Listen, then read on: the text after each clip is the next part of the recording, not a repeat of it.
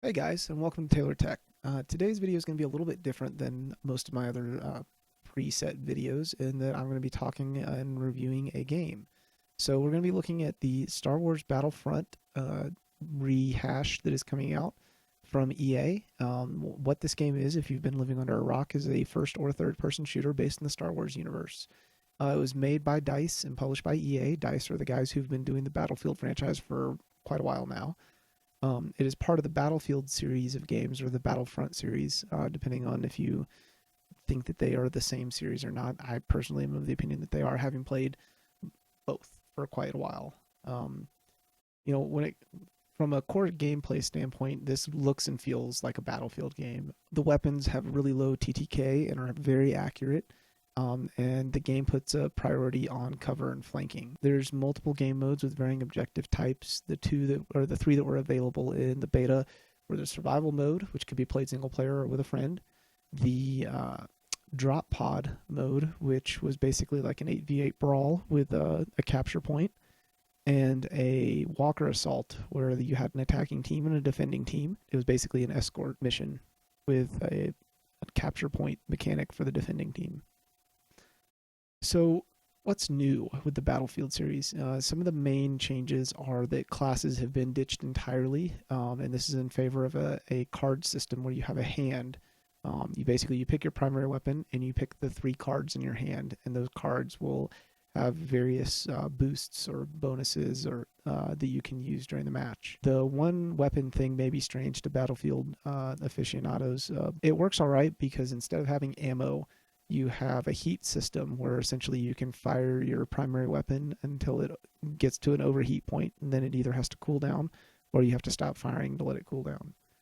So there's no reload, which for those of you who play most modern shooters, you're going to be spamming R trying to reload, but it doesn't do anything unless you've overheated. There are also power-ups that spawn randomly on the map, and these power-ups can be anything from placeable turrets to additional charges for your hand skills, and to vehicles to heroes such as Darth Vader or Luke Skywalker, which were the two heroes available in the beta. So, what are some of the really good things about this game? Because it's got some good things going for it. The first thing is that it is absolutely stunning. It's a beautifully done game. They've really captured the look and feel of the Star Wars universe and the vehicles and the weapons. It feels like you were in a big old Star Wars battle. um, Also, the gunplay is more or less standard Battlefield fare, but with a little bit of a twist, which is a good thing. Battlefield, I feel like, has some of the best gunplay available in the FPS space. So that was something that I actually enjoyed about the game. And the other thing I enjoyed was that even in the big Walker assault mode that was available, the vehicles didn't necessarily dominate the game. So, and this could be an effect of it being a relatively new game, and people haven't figured out how to use the vehicles yet. I also thought that the heroes added an interesting gameplay element. They create a scenario where they're very powerful and they can certainly charge down a horde of enemies pretty easily, but they also they can overextend definitely and get themselves taken out. I didn't get the chance to play a hero, unfortunately, but from what I heard, they were very hard to play effectively. It took a little while to master it, and I get the feeling that heroes will become what vehicles were in the earlier Battlefield games. That brings us to the bad stuff about the first thing, and this related to the gunplay, and this was kind of the twist on your standard Battlefield gunplay, is that the projectile speed was a lot slower. In my opinion, it makes the weapons feel a little weak, especially at long range. You can blast away at long range if you want to, but you're not going to be doing a lot of damage unless someone's being an idiot just standing still, which there are those. So it's an option, but this game lends itself more to moving quickly and shooting from the hip instead of ADSing and sticking to cover. Another thing I found is that the objectives are very repetitive within the game types. So of the game types that are available, survival, Walker Assault, and Drop Pod, you are doing the same objective every single time. In Drop Pod, there's a Drop Pod, and you and the other team are fighting over it. In Walker Assault, one team is escorting, and one team is trying to get the uplinks online so that they can call in Y fighters to down the walkers. Another thing that I felt was a kind of a limitation was the loadout system. I feel like this is a step back from where they were with Battlefield 3 and Battlefield 4.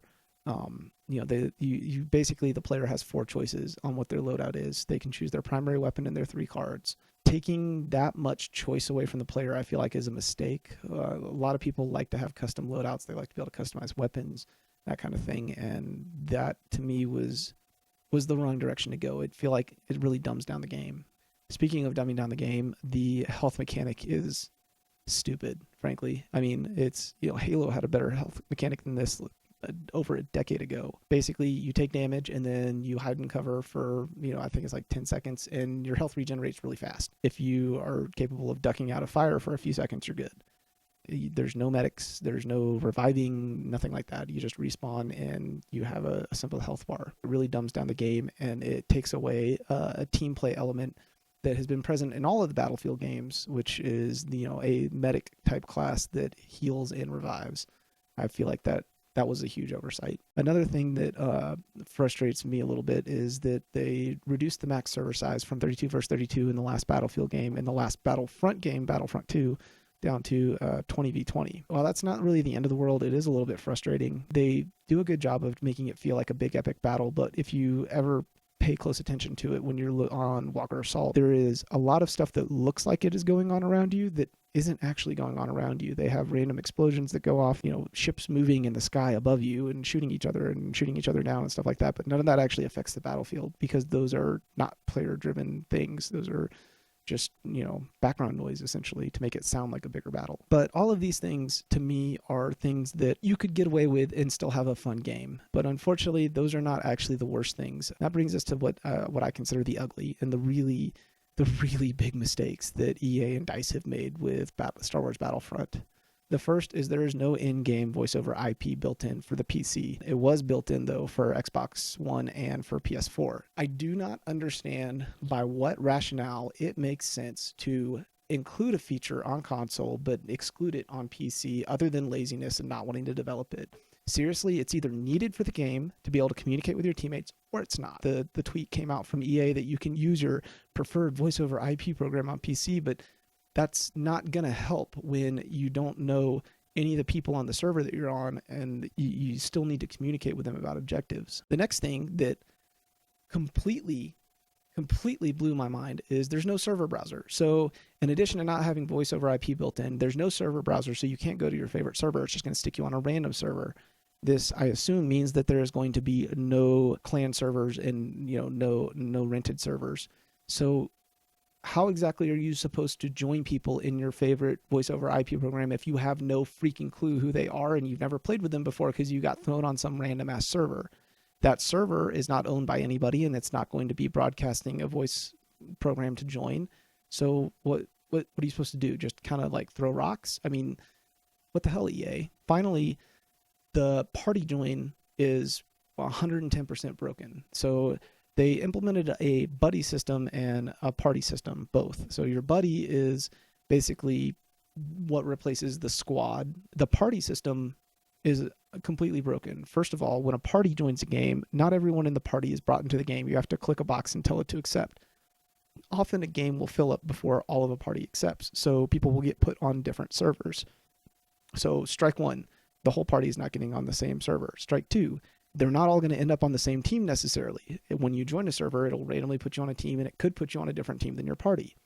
So that's strike two. Strike three, there is no squad or party once you are in-game. Once you're in-game, you are just in-game. So what the hell is the point of an 8-person party system when you're not going to let all 8 people join the same game on the same team? That's why they partied. They want to play together. What the hell, EA? And the nail in the coffin for me with this game is that day one, there's a season pass.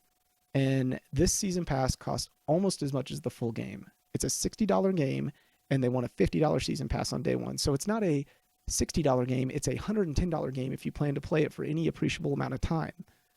That to me is a load of shit. You cannot divide your community that fast if you expect the game to survive. Final thoughts then. This game is seriously lacking in the team play department. And it's something that, a Battlefield franchise player expects. They expect to be able to play as a team with their friends on their favorite servers and be able to communicate with them in game. And even if they can't join their friends on their favorite servers in game. They expect to be able to join up with a squad once they get in game and communicate with those people. None of that functionality is available in this game at all, which is just pure horseshit. Also, there's a complete lack of tools to allow players to interact in game with each other. There's only a buddy system, not a squad system, to allow you to buddy up with another player. There's no voice over IP. How can you have an objective-based shooter with no teamwork? Because you don't have any tools to allow teamwork. It blows my mind. So that kind of brings me to this game is, to me, in a nutshell. This game is an arcade shooter with just a little bit bigger battlefield than, or a little bit bigger arena, and not really a Battlefront successor. Honestly, I think this game is on the same trajectory as Battlefield Hardline. It's going to sell a bunch of copies. Everyone's going to be all pumped about it and think it's awesome. And, they aligned the stars right to get it out at the same time as the new Star Wars movie, so that's going to build hype too. But it's going to be dead in 6 months. People will have not bought the season pass, and the community will get divided even more than it already is, having no servers, that they're able to pick, and no ability to chat with each other in game. In a year's time, you're going to have the people who continue to buy the season passes and have season 2 that they've bought for an additional $50, having shelled out now $160 for the game, but everybody else will have quit and moved on to something else. So yeah, this is a game that is not going to do nearly as well as it could have, because the developer and the publisher did not respect the existing fan base for an awesome game and an awesome IP, and that made something that is in many ways inferior to the product that came out over a decade ago. And I am... All right, guys. Well, I know this was a little bit different. I hope you enjoyed it. I certainly had fun playing the beta, even though I was disappointed at the end of it. Also, this is the kind of video I'd like to do more of in the future. I enjoy playing games. Y'all see me stream all the time, and I'd like to share my thoughts on those games with you. If that is something that you think would be good, throw a thumbs up on this video. Also, leave comments and let me know. Let me know what you thought and whether or not you'd want me to continue trying to do this in the future. There's links in the description below to other places you can find me online, like Twitter, Reddit, and Steam. And yeah, thanks for watching, guys. Have a good one.